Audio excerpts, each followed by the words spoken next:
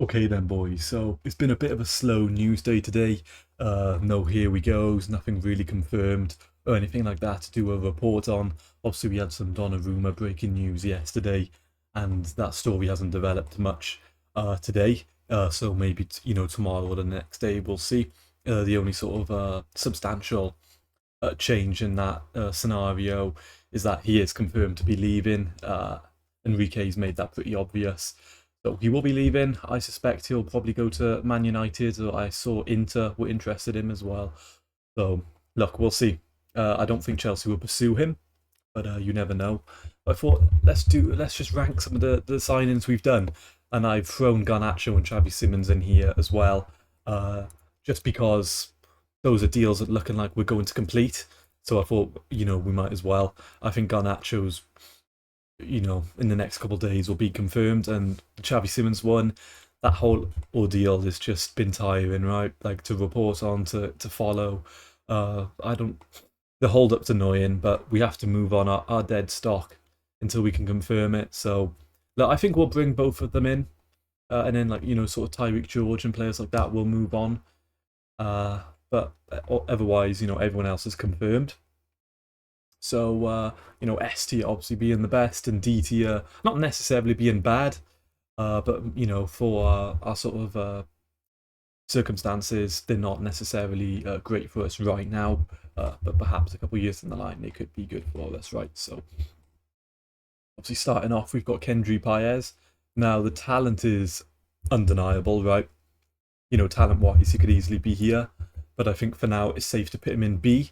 I'd say his sort of last year of development wasn't the best, and I saw there were some reports when he was over in South America. He was a bit of a party animal, so we'll see if he switched on and he does actually want to develop and become a top player. The talent's there, the work rate is there, but it's just the mentality he needs to figure out. But look, he's still young. I think this year at Strasbourg's going to do him a world of good, and it'll be exciting to follow him as well because he has the potential to explode.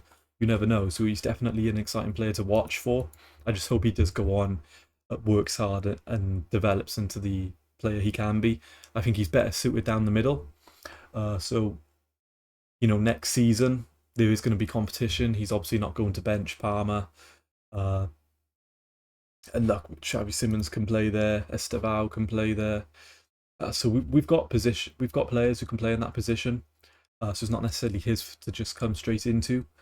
So whether he goes on loan at Strasbourg and then maybe another loan until he's truly ready remains to be seen. But yeah, I think B is safe. I like him as a player. He just needs to develop more, and I'm sure he will. Mamadou Sarr, I think I'll put him in C tier. He's a talented, promising centre back. I think we got him for about 20 million, with add-ons included. So look, the price isn't bad. I think the resale value is going to be there. We're not exactly going to take a loss on him. He's 19, centre back. He's already had one top flight season. He's going to play another season now with Strasbourg. I just don't think he's going to, have that 1 year at Strasbourg and then come back to Chelsea and immediately take a starting spot. For me, this just seems like a player we're just going to loan out and then sell for profit. So purely, I'm just going to put him in C. It's not like he's immediately coming in and changing the Chelsea lineup. So, yeah, for me, C tier. Asugo, this is a player I really like. I'm going to put him top of B. I think he's a bit ahead of Kendry Páez, but not quite A tier for me. Look, the only problem, if he was going to get more guaranteed minutes, I'd probably put him in A. The only problem is, look, he's competing with Caicedo. He's like the heir to Caicedo, which is crazy, right? Because Caicedo is not old at all. But Asugo, he's 20 years old. I think we got him for about 25 million with the add-ons included into that price. So we didn't pay too much. And again, this is a player 2-3 years from now. We'll sell at a profit if we do decide to go that route. But otherwise, I like him. He's going to have 20-30 minute, cameos playing this season.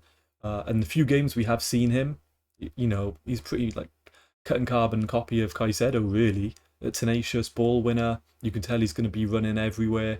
And for these 20-30 minute cameos just to like tighten the game up and ensure we get that 1-0 victory or whatever it should be. I think he's going to be a good player for that. So for me, B.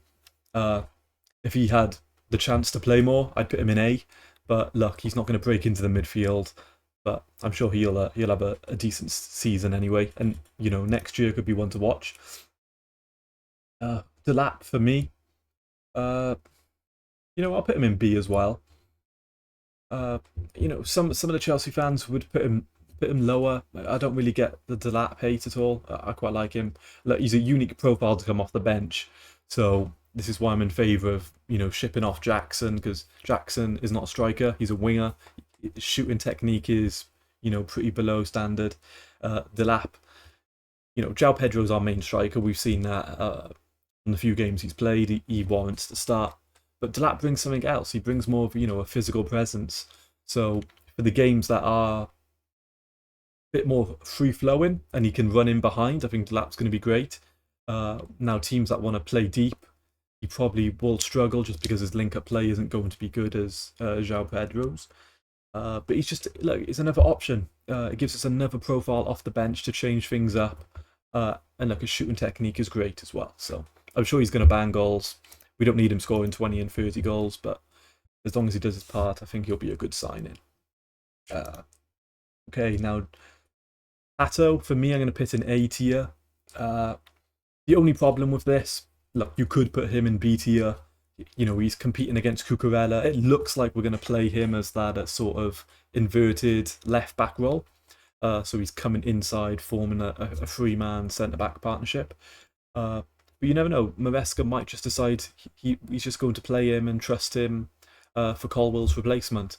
Colwell's out for the season.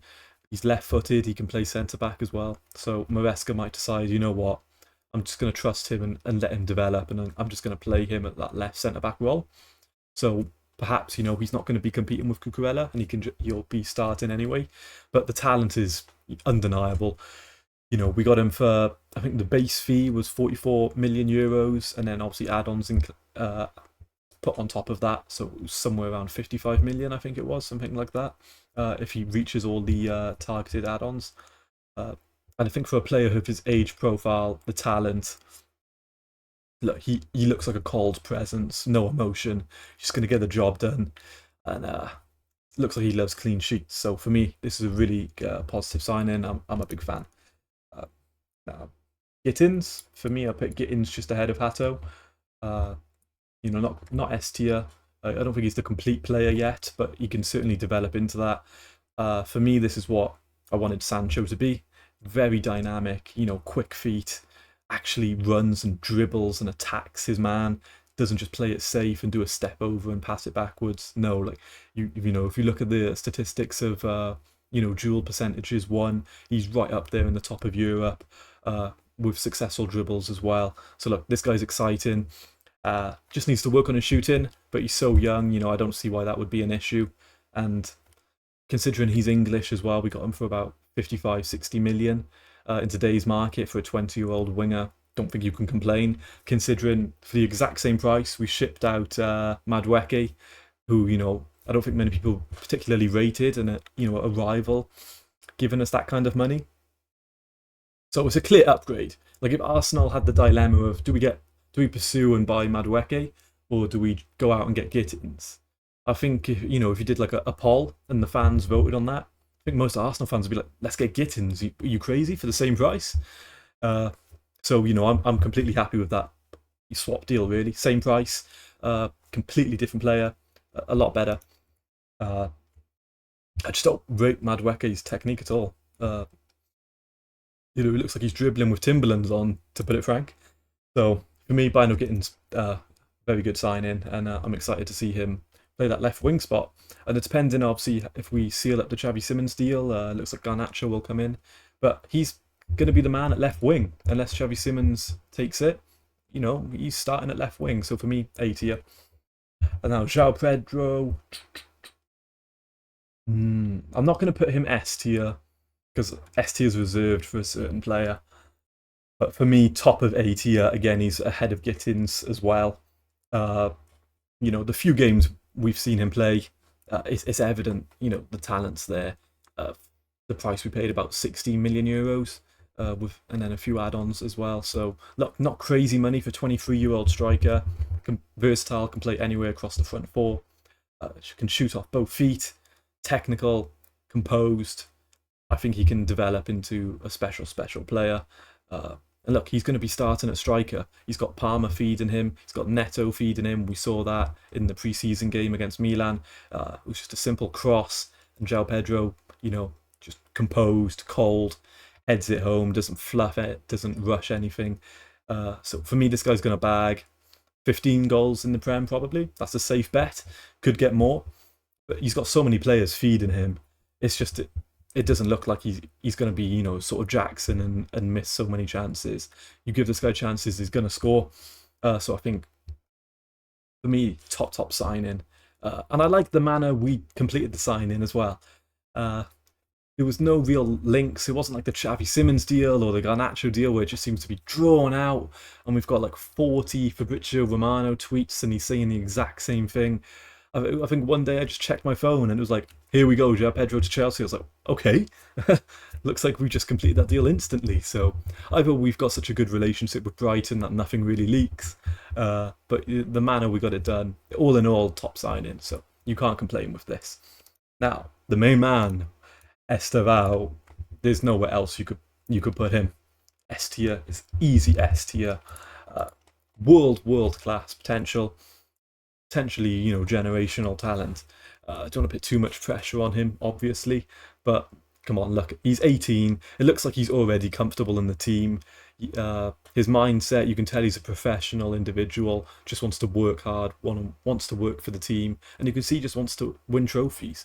It was quite nice in the game against Milan when we scored, and it pans to the bench, and he's there smiling, all happy. You can just see he's soaking everything up. He's really enjoying his time here. My prediction is by November he's going to be our out-and-out starter on the right wing. And I'm a big fan of Neto as well, but I think Estêvão, I think he's coming for that position. And I think Neto will have to either go to the left wing or he'll be on the bench because he's that good. And if he's playing like that every game, you came on, won the penalty, scored against us in the Club World Cup, he's getting assists already. Look, special player, 18 years old. What's he going to be like in 3 years' time? It's scary to think what he could develop into. But for me, Garnacho, D tier. I'd put him lower if I could. If you've watched my other videos, I just don't rate this guy. Don't think he's particularly a good player, and I don't rate his personality either. It's not the kind of player I want in our squad, especially we've got all this young talent. I don't want this like CR7 fanboy who thinks he's bigger than clubs and he's going to strop. It's just, no. And fair enough if he was like Mbappe level quality, you'd pit up with it, but he's not. He's not going to be playing off the right. We've got Estêvão and Neto, and if we complete the Xavi Simons deal, I'd rather Gittens play over him anyway. So for me, he's second, third choice winger.